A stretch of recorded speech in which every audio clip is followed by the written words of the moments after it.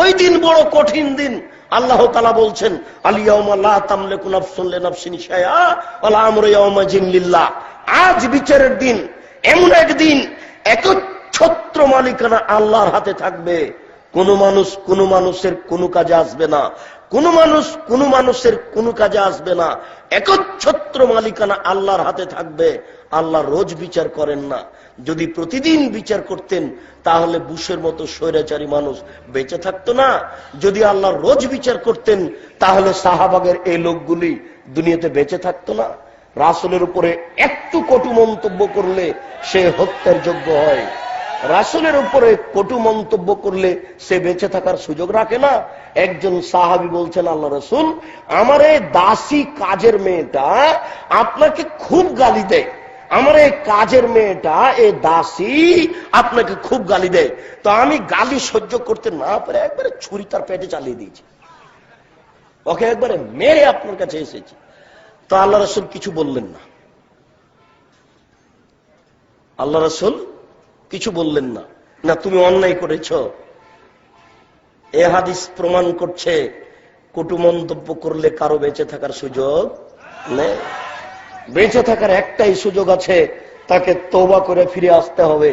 জাতির সামনে আবার বলতে হবে যে আমি রাসূলের উপরে কটু মন্তব্য করে ভুল করেছি, আমি কথা ফিরিয়ে নিলাম। জাতির সামনে কথা ফিরিয়ে নিলাম। এবার আল্লাহকে বলছি, আল্লাহ, এতে যদি আমার কোনো গুনাহ হয়ে থাকে তাহলে তুমি মাফ করো। এই দেশের মাটিতে 90% জন মুসলমান, তার চেয়েও বেশি এই দেশের মাটিতে মুহাম্মদ সাল্লাল্লাহু আলাইহি সাল্লামের উপরে কটু মন্তব্য হবে। আশ্চর্য মানুষ। মানুষের ঈমান কখন হারিয়ে গেছে মানুষ নিজেই বুঝতে পারেনি। মানুষের ঈমান কখন হারিয়ে গেছে মানুষ নিজেই বুঝেনি। মানুষের যদি ঈমান থাকতো তাহলে এমনটা হতো না। শুনুন, সিপন শাড়ি পরে, লম্বা ব্লাউজ পরে, লম্বা হাতের ব্লাউজ পরে দেশে দেশে ঘুরেন। শুনুন, হজ মৌসুমে হজ করেন, রমজান মাসে উমরা করেন।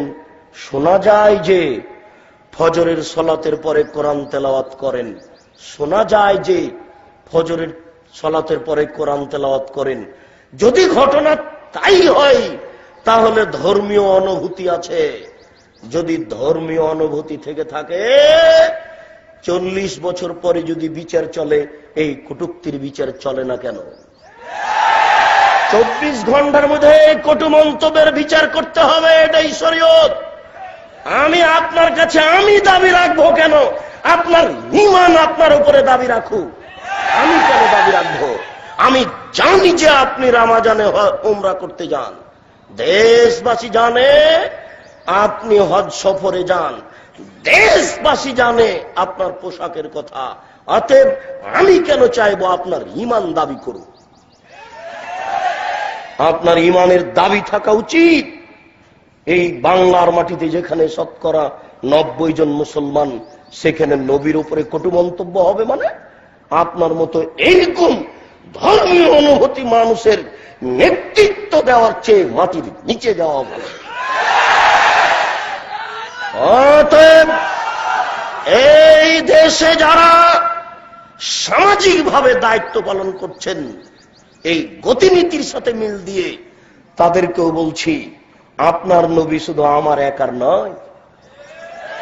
অতএব আপনিও সামাজিকভাবে যারা এই গতিনীতির সাথে জড়িয়ে আছেন, তারাও দাবি করেন রাসূলের উপরে কেন কটু মন্তব্য করা হবে।